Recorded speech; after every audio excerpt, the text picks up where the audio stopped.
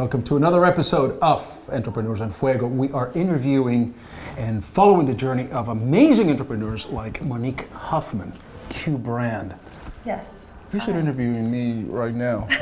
I should interview you. Why not? Absolutely. I mean, you're just a powerhouse when it comes to branding and everything else. Tell us more specifically what you do. So I go by the name of Q. It was Yeah. a nickname given to me about 9 years ago, and I just carried it through my professional career, my personal life, and I just started branding it without even knowing what branding was.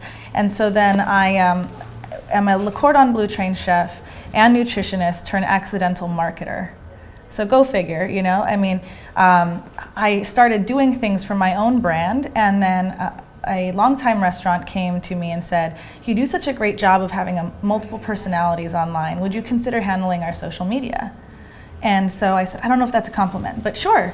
And so I handled their social media for 3 years, and fast forward 5 years, I've had over 100 clients purely word of mouth in the marketing space, primarily social media. Mm-hmm. So then that's where Q the brand was born. And I said I kept getting all these clients, I should probably start a business, create an LLC, build a website, and so here we are. So what makes you different? It's always my approach. My approach in any part of life has always been different. It's always been very indirect. I'm not that marketer that's shoving, products or services down your throat. I make it seem like it's your idea, and you could probably say it's a little manipulative. I do have a psychology background, but studies have shown that if it's your idea or it's something that you can relate to, and the words "I want to do this" come out of your mouth, you're going to own it more. You're going to be more invested. So that's always been my approach, is to, I don't sell anything that can't necessarily help anybody.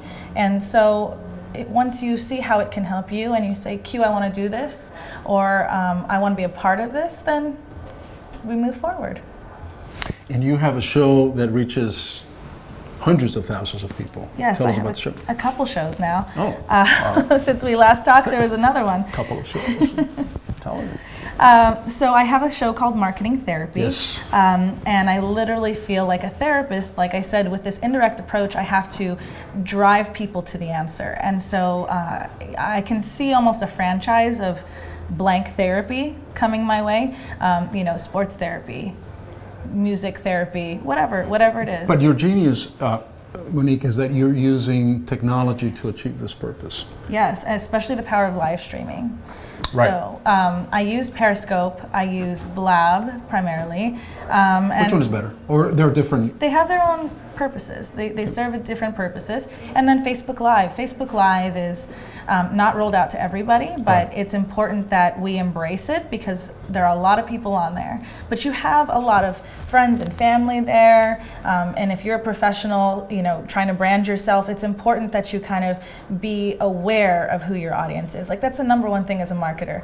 You're only successful if you really know how to target specific audiences and you know who's following you and you know what they need. You can have the best idea in the world, you can have the best product in the world, but if you don't market it right, and if you don't have a cue, then really you have just a great idea in your head, right? Absolutely. And it's not even great if you can't, share it with anybody. And sharing is what everybody's doing right now. So if you don't know how to strategically share, 5 years ago, social media marketing for businesses was very premature. People that were on there were very early adopters.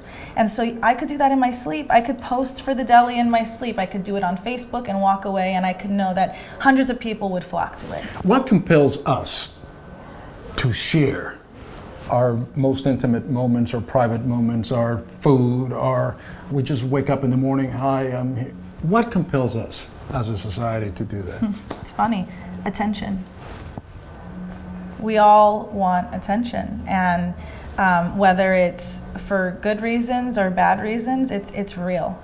So, that's why you see a lot of people walking around, staring at their phones, talking to their phones. And yes, what's interesting is the internet space is such a different world.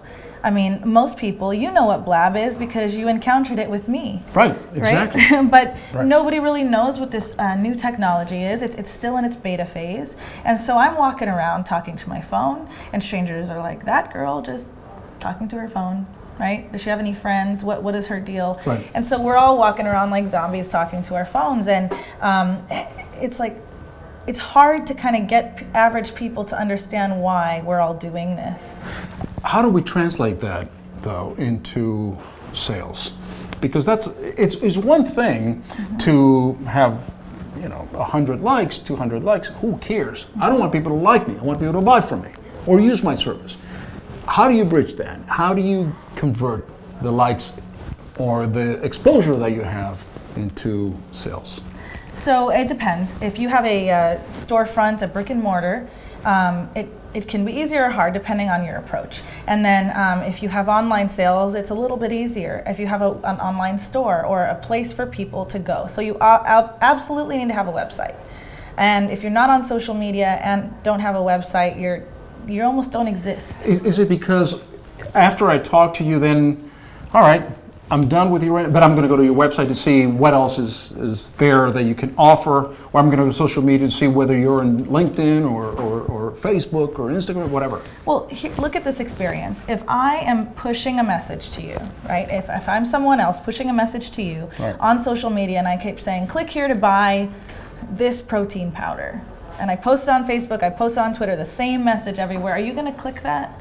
Because I'm saying buy this protein powder. I didn't educate you why it's great. But if I said, check me out with this awesome smoothie I made, and check out for the recipe, and you click on the photo, it takes you to my website with the recipe and shows you the products that I used. And then on the sidebar, you kind of see what Q's up to, what Q's may be selling or providing. And so you start clicking around. Well, now you own it. You're more invested. I didn't really push you there. I didn't force you to click on my services tab, but I brought you to my website. And meanwhile, if you want more information or you want to know more on how to do more cooking with the protein powder or something, well, you sign up for my email list. And the email list is where your gold is. Having people sign up for your email list and having that captive audience is really the way to convert. That's the tip of the iceberg, of course, but yeah, that's the long and short of it. The background that you have or the training that you had nothing to do with social media. No. Had absolutely nothing to do with social. So when did you discover, wait a minute, I think I'm onto something. So as an entrepreneur, you must have had that moment where you went, wait a minute. No. You did not. No. That's why I said I was an accidental marketer. People were coming to me. But even as an accidental marketer, though, you at some point you begin to see that, hey, there's a lot of people that are following me, that I can probably change attitudes, or I can start selling something, and I can start educating somebody. There was never a clear line of when that was. I was born with a briefcase in my hand, and that's what I said in multiple job interviews that got me the position. My mother was a businesswoman, and she taught me how to create overhead projector presentations, if you remember those, long before I knew how to ride a bike. What do you mean if you remember those? I'm probably twice your age, kiddo. Of course. Do you remember a fax machine? Yes, I do. All right. Do you remember beepers? Paper. I had one. All right. I had dot matrix printers, for Christ's sake. I'm sure I worked. No, you never. Trust me, and this is way, way, way back. But anyway. Yeah, so I knew how to recognize cues, no pun intended, and just identify needs. And my mother always ingrained in me, always make an impact, do great things, do big things. So I always saw opportunity. I always recognized opportunity. Whether that's the eye of an entrepreneur, then great. But I never said, okay, I'm an entrepreneur, I'm going to start this right now. It just happened. Is your passion still cooking? No. What? You went to school for a reason. I mean, you must like cooking. Yeah, it's great. But it's not your passion? No, I didn't Your go to passion is culinary. social media? No. What is your passion? My passion is teaching people, reaching people, and making an impact in their lives. Marketing therapy has the same effect on people that say, I'm not making any claims, but the same effect on people as, say, Oprah's show did. Right? Like, we're teaching people, like, this is how we should be communicating, respecting each other, serving each other, and then we have these light bulb moments where, like, oh, this conflict could have been avoided, or I'm now armed with the tools to really reach other people. Like, now everybody else wants to go out and help others. I mean, really, the more social we get, the more antisocial we become. So I've just seen all these people that are perfectly fine behind their phone, behind their device, but then they are left in front of the people they talk to every day in person, and they get awkward. They like want to go shake their hand. I'm like watching these, these occurrences happen, and why are they so awkward? Why are they so turned off or fearful of that human interaction? If I took you out to lunch, would you put your phone in your purse and forget about it? If you ask me to. But you wouldn't just naturally. No. Well, yes. I have an Apple Watch that allows me to do that now. Right? But people always think oh, she's ready to go, or she has somewhere to be. But it's really this habit where when it buzzes, I got to look at it. See, just right now, right here, we've been talking for about 10 minutes, and I am all into you. And I know that you're all into me right now. And I think that social media is phenomenal, it's great. But I think that as technology develops, the tools that we have acquired, I think that are straying us from that interpersonal relationship that we should start perhaps looking back and saying, this is how human relationships develop. Not through the phone, not through text, not through social media. Absolutely. I'm also known as the gal that didn't choose social media marketing as a profession so that I can stay home in my pajamas.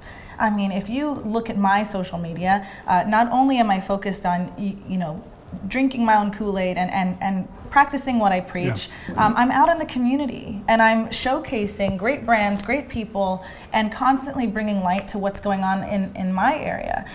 Phoenix, as you know, has a problem, and it's losing great talent.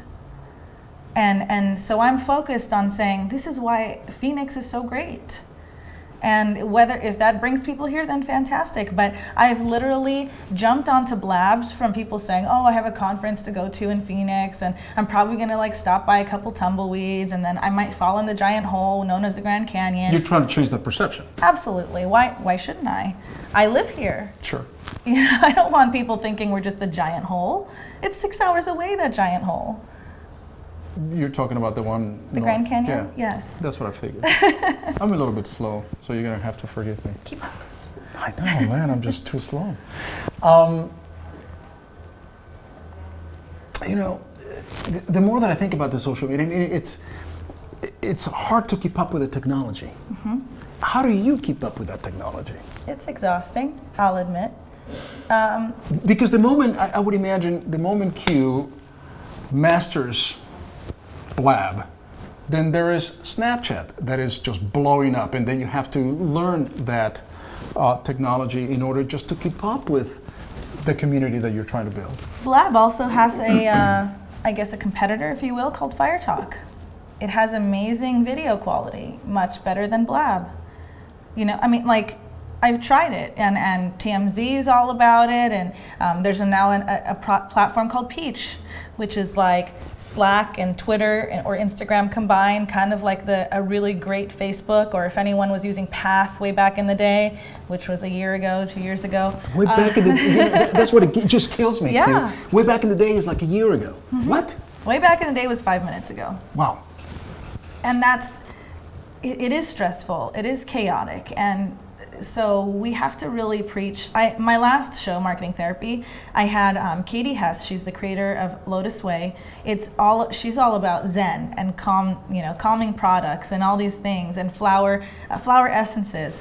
And I felt like I was gonna blow the entire thing, and she's just sitting there smiling, all calm, and I'm like, Marketing Therapy has never been this calm. It's been really quiet. I didn't know what to do with myself. I mean, the hamster's constantly moving, right. And I think it's bad. It's absolutely bad. So what do you do to relax? Ballroom dance. Occasionally, I haven't been for a while. I work out a lot. Yeah. And your favorite dance? Cha-cha-cha, salsa. Country swing. You like that, Taylor? Country swing? I know, Arizona did that to me. I was going to say. I was never a country gal, and now I own 2 pairs of boots, and it's crazy. People that have known me since 6th grade think pigs are flying. Q owns boots. She's listening to country music. I love country music, though. Yeah, I listen to pop country. I can't two-step or do all those Oh, I things. say, oh, so you do line dances? No, I don't like No, I line don't like dances. I like dancing, being yeah. thrown up in the air. Huh? Yes. Like, what do you mean thrown That's up? what country swing is. Like Was if that- you're small, if you're partner dancing instead of line dancing, country swing is very fast movements, a lot of momentum, so you can get people up in the air and back down. We can probably have some B-roll on cue as we're having this interview being thrown up in the air, which I'm sure Possibly. you have. Which I'm sure you have some videos somewhere. Possibly, lots of pictures, but you know, it's everything I do. Here's the thing. All right. Everything I do, whether it's relaxing or not, using technology or not, has to be overly stimulating.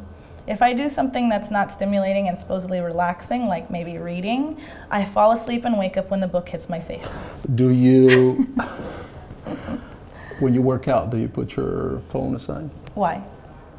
When you go country swinging, do you put your phone aside? It's in my boots. Do you ever put your phone away? Yeah, in movies.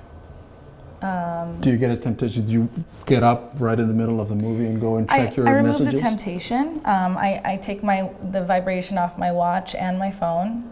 And Do you leave it in your car or do you?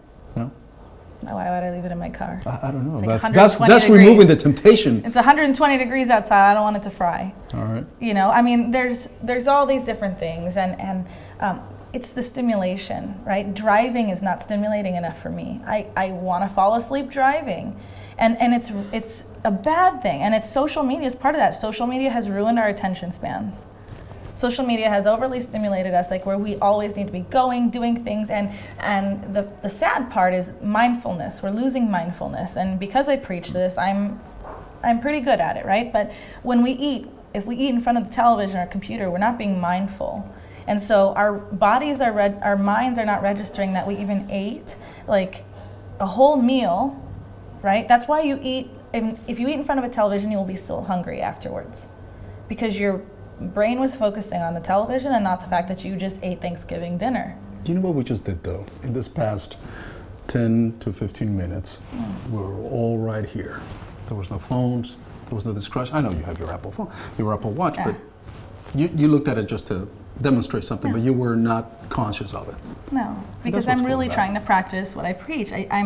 Even though I preach, yes, social media is great. I mean, I do preach balance. There you go. And, you know, the thing about the show is that we only have about 10 to 15 minutes, but I want you to come back. In fact, I think that you would be a great guest host of this show. Oh, sweet. I would love to. I'm great at asking questions. I know, you interviewed me for Blab. Yes. You're awesome. Thank you. Right here's where it's at. Thank you so much. She's the real thing. Media queen, Q.